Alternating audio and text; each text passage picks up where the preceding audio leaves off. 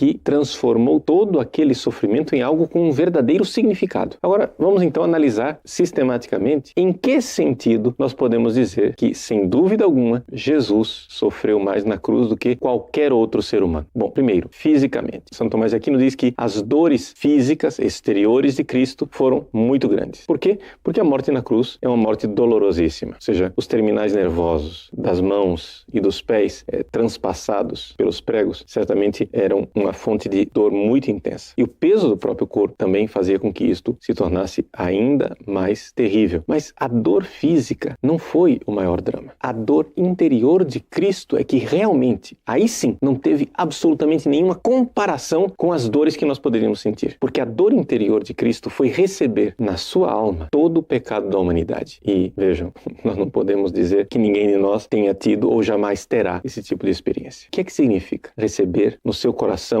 santo, inocente, imaculado, todo o pecado da humanidade? Não somente isso. Para acrescentar as dores interiores, recordemos que Jesus foi rechaçado pelo povo judeu, ou seja, o povo que tinha sido escolhido por Deus, o povo para o qual ele veio como Messias, e não somente isso, pior ainda, ele foi traído pelos seus próprios discípulos. Que dor terrível deve ter sido isso. E o terceiro ponto, que é importante recordar, existe uma dor interior na própria morte. O próprio Aristóteles, como filósofo, falava que faz parte do homem virtuoso rejeitar a sua própria morte. Ou seja, a decomposição, a separação de corpo e de alma é algo que nos agride. E não somente isso. Se você, como o Cristo, vive em profunda união com Deus, você sabe que, na realidade, Deus não quer a nossa morte. Por isso, o homem virtuoso não quer o que Deus não quer. Por isso, houve uma repulsa diante da possibilidade da morte. Esses são, digamos assim, os argumentos principais para nós falarmos que aquilo que Cristo sofreu por nós na cruz é, sem dúvida alguma, a maior dor que um ser humano tenha sofrido. Aqui cumpre-se a profecia que está no livro das Lamentações, capítulo 1, versículo 12. Ó todos vós que passais, olhai e vede, não há dor maior do que a minha dor. Mas o importante é que em Cristo, na cruz, aquela dor estava sendo transformada em amor. Um autor espiritual recordava que quando você tem um sacrifício, você precisa ter fogo. Se você vê na cruz o Cordeiro de Deus imolado, onde está o fogo? O fogo era o Espírito Santo que estava ali, transformando aquela dor em amor.